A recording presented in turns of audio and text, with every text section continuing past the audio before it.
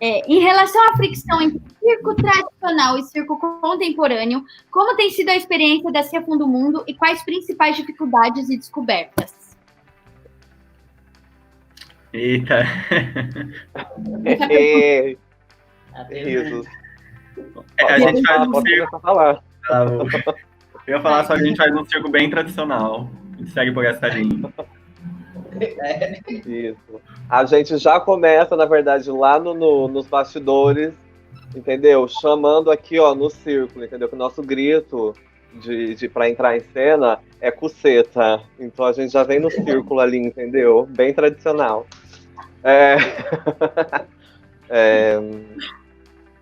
Assim, tanto coletivamente quanto individualmente,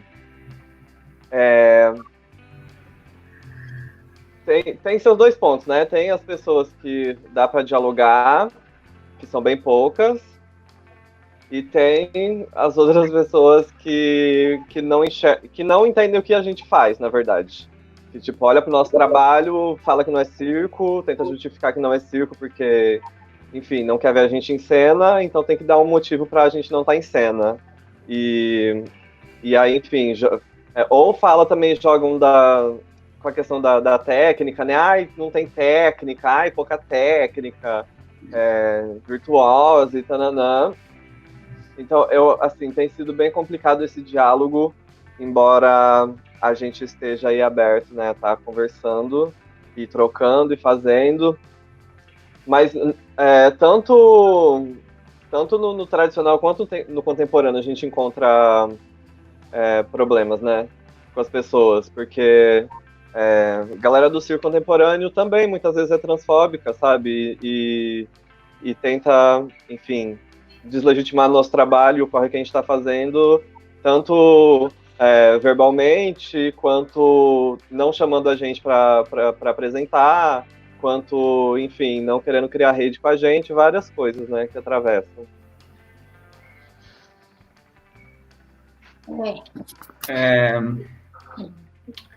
Eu tava pensando aqui, né, enquanto a Vuca falava, que o circo tradicional, ele tem essa coisa, assim, de ser ele vem de tradições familiares, né? Tem essa coisa do circo que passa de família para família, quase como uma herança, assim, né?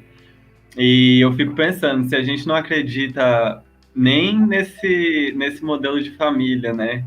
Como é que a gente vai acreditar nesse modelo de circo? Então, eu não acho que tudo do circo tradicional seja, tipo, descartável, não é isso que eu tô falando. Mas eu acho que sim, a gente hackeia as coisas, a gente pega de lá, a gente muda também, porque, não sei, eu vejo o circo contemporâneo como... eu acho que são revoluções em muitas camadas, assim, mas acho que principalmente o quanto ele é acessível para a gente fazer ele, sabe? Que não acontece, isso não acontece no circo tradicional, porque no circo tradicional você tem que ter uma super técnica, fazer uma coisa super linda, você não pode errar, sabe? Para mim, não sei, desde que eu entrei no circo eu aprendi que é o contrário, né? Que a gente erra em cena e aprende com isso e, enfim, se a bolinha, eu tô fazendo malabar e se a bolinha cai, a bolinha caiu, e isso é uma realidade, isso tá no jogo, tá na história, sabe? Eu gosto de falar que eu, como malabarista, sou cômica, né? Porque enfim, e estou falando isso também para dizer que uma outra coisa que eu gosto desse circo que a gente faz e que o circo contemporâneo permite é essa mistura de linguagens, né? Que eu até hoje não sei se eu digo que eu sou palhaço, eu sei que eu gosto de fazer comicidade, mas tá tudo bem também, sabe?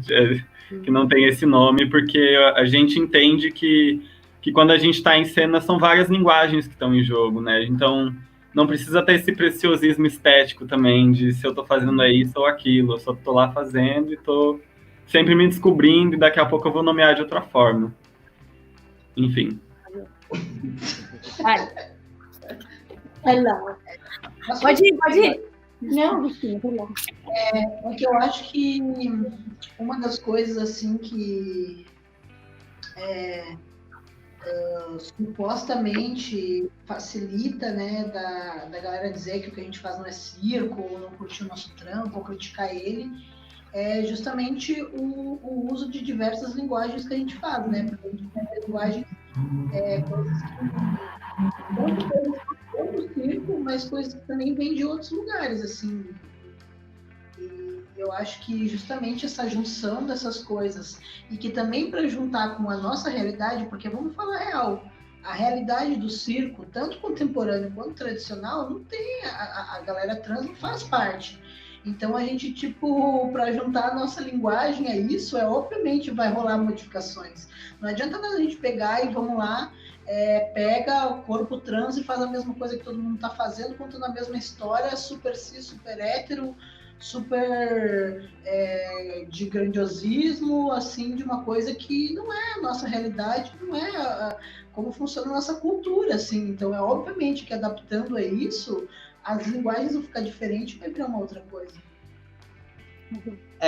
Eu queria falar uma coisa que também vai na linha do que o Noah tá falando, eu particularmente não gosto muito dessa polarização de dizer isso é culpa do circo tradicional, isso é culpa do circo contemporâneo, e não sei o quê. Primeiro porque eu acho que esse tipo de polarização é complicado de se fazer, até porque o que é o circo tradicional? Em um momento da história você coloca que aquilo é o tradicional, mas, enfim, é questionável isso também.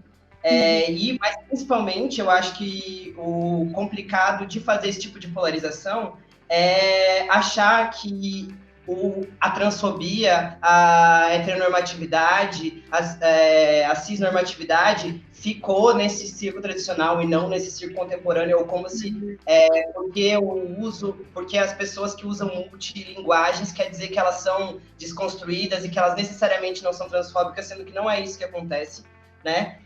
Eu acho que o problema e contra o que a gente quer lutar é contra a transfobia e contra a cisnormatividade dentro do circo também, né? E aí eu acho que é importante colocar isso. Outro aspecto que eu acho interessante de pensar, e aí pensando mais sobre o que seria o circo, né? É que se for pensar que mesmo há muito tempo atrás, na época, digamos, do circo tradicional, que eu acho bem engraçado colocar esse ponto na história, do que é tradicional ou não, um clássico, o circo foi sempre um lugar de inovação.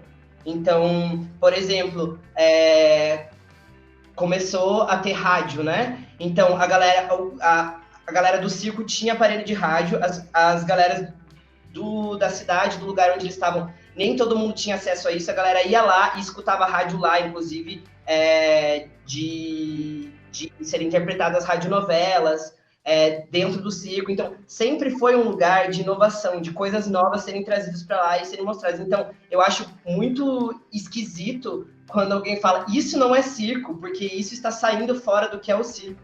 Sendo que a ideia não é a inovação, a ideia não é a multilinguagem, a ideia... Se fosse dizer o que é clássico, o que é tradicional do circo, é justamente, né, sair daquilo que está sendo esperado.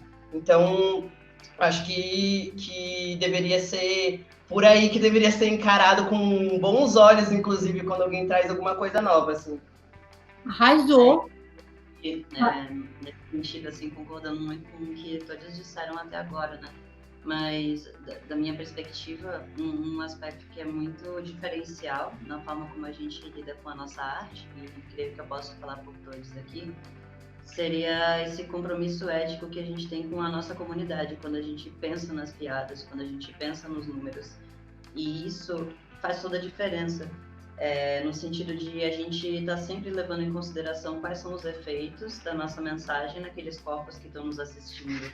E, em geral, o corpo que se produz não leva em consideração as vidas das pessoas trans, e quando leva, é como um sujeito externo. não faz parte do nós, de quem produz, em geral. E isso, simplesmente, pelo simples fato de a gente levar em consideração essas emoções dessas pessoas, é isso que a gente quer passar com a nossa mensagem, já rola um estranhamento, porque não é comum haver essa preocupação ética, política com a comunidade trans dentro do humor. Então isso por si só já gera um estranhamento e um tensionamento. E eu acho que, para mim, é diferencial no nosso trabalho. Assim. Ah.